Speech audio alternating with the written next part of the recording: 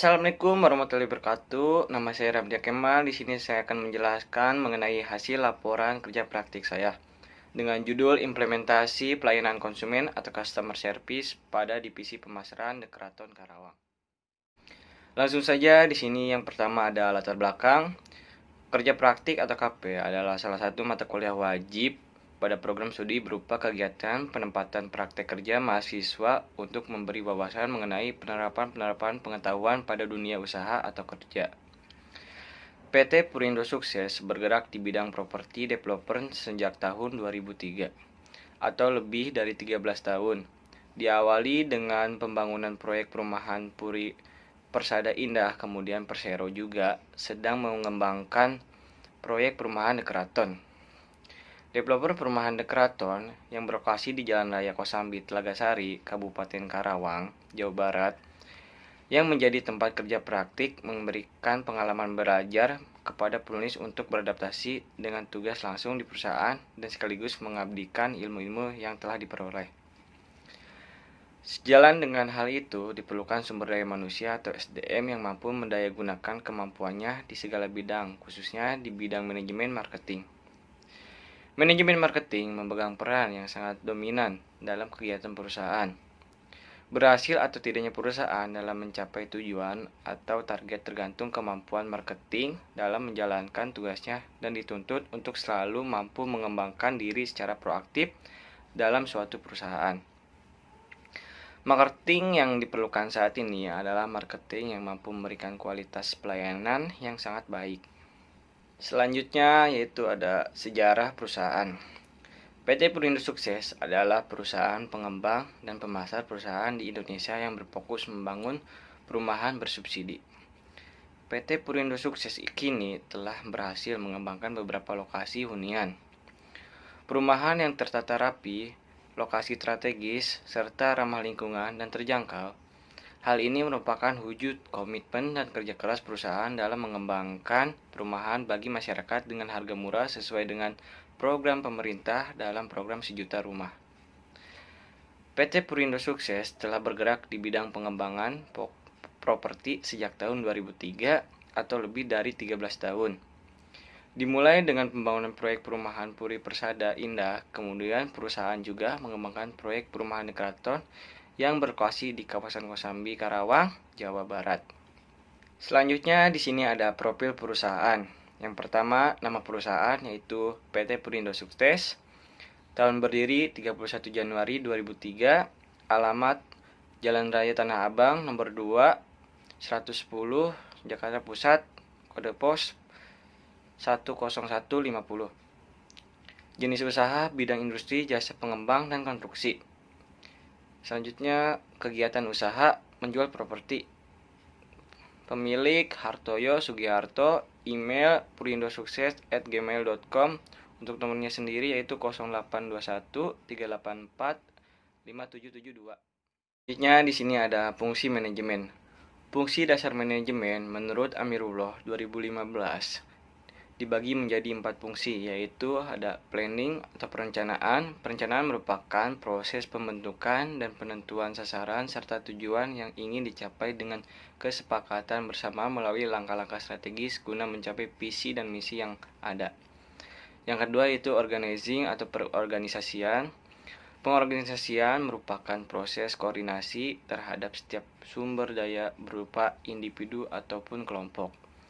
Yang ketiga yaitu briefing atau pengarahan.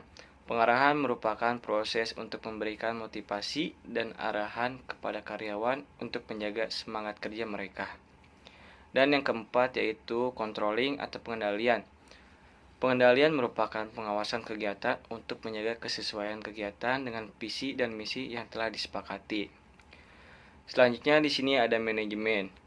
Manajemen menurut Mary Parker Polet dalam Handoko 2014 mendefinisikan bahwa manajemen merupakan seni dalam menyelesaikan pekerjaan melalui orang lain.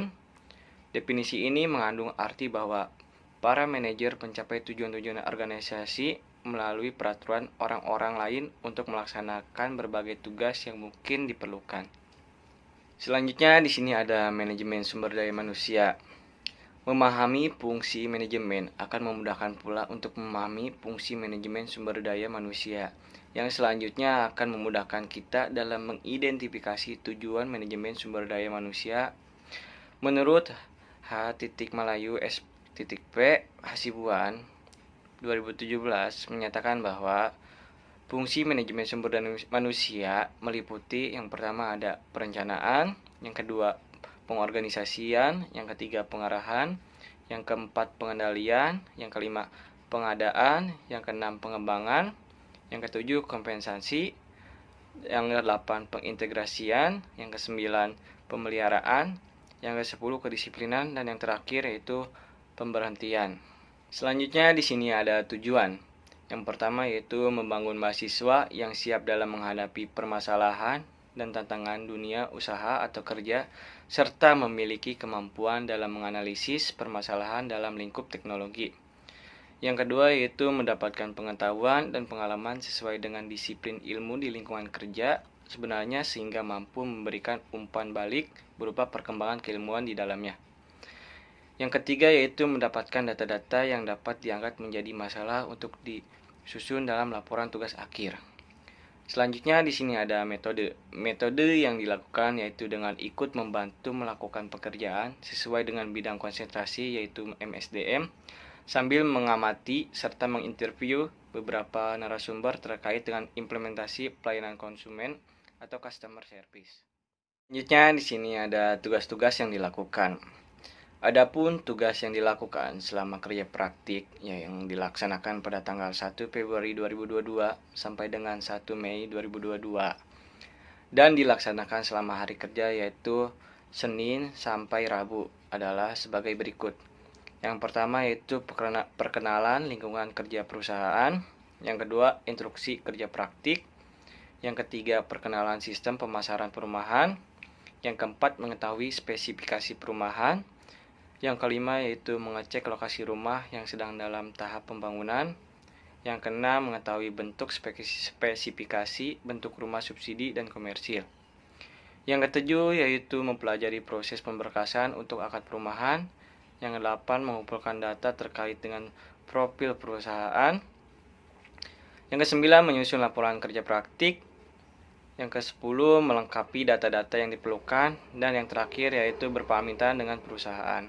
Selanjutnya di sini ada tugas utama. Tugas utama yang dilakukan selama kerja praktik adalah melakukan pengamatan bagaimana implementasi pelayanan konsumen di PT Purindo sukses dilakukan. Hasil pengamatan tersebut diuraikan sebagai berikut.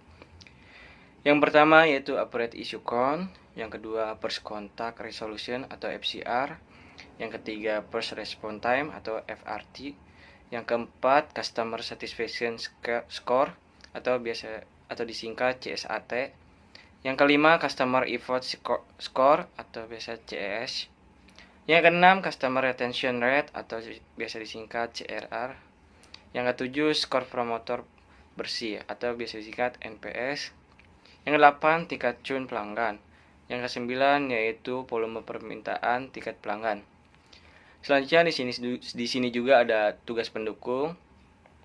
Selain tugas utama, ada juga tugas pendukung yang dilakukan selama kerja praktik, ialah mendokumentasikan setiap ada yang melakukan akad dan survei rumah yang sudah selesai setelah pembangunan. Selanjutnya di sini ada permasalahan. Yang pertama itu masih cukup banyak keluhan dari pelanggan. Yang kedua beberapa keluhan tidak dapat diselesaikan dalam satu interaksi. Yang ketiga itu pelanggan menunggu keputusan dari customer service. Yang keempat, pelanggan sering melakukan komplain kepada customer service apabila tidak langsung dilayani. Yang kelima yaitu cukup sedikit pelanggan yang terus mendapatkan informasi dari customer service. Yang keenam yaitu jumlah pelanggan yang bertahan untuk membeli rumah sangat fluktuatif. Yang ketujuh yaitu sedikit pelanggan yang merekomendasikan produk dan layanan kepada orang lain. Yang kedelapan, pelayanan tidak baik mengakibatkan pelanggan berpindah produk dan layanan. Yang kesembilan yaitu masih banyak permintaan dari pelanggan yang belum terselesaikan. Selanjutnya di sini ada solusi. Solusi yang pertama yaitu customer service harus meningkatkan pelayanan agar keluhan pelanggan dapat terlayani. Yang kedua yaitu efektivitas customer service harus ditingkatkan. Yang ketiga yaitu dibuatkan alur pembuatan keputusan dalam SOP. Yang keempat, customer service harus selalu siap dan standby di tempat. Yang kelima, dibuatkan skema cara penyebaran informasi yang cepat melalui sosial media untuk menjangkau pelanggan. Yang keenam yaitu customer service bisa mencoba untuk memberikan pelanggan insentif pembelian, peningkatan pelayanan, atau bahkan diskon. Yang ketujuh yaitu memberikan informasi dengan konsep yang unik dan menarik agar pelanggan tertarik. Yang kedelapan yaitu customer service harus dapat memberikan pelayanan yang terbaik dalam segi pelayanan apapun. Yang kesembilan yaitu customer service harus bisa menyelesaikan permintaan dari setiap pelanggannya.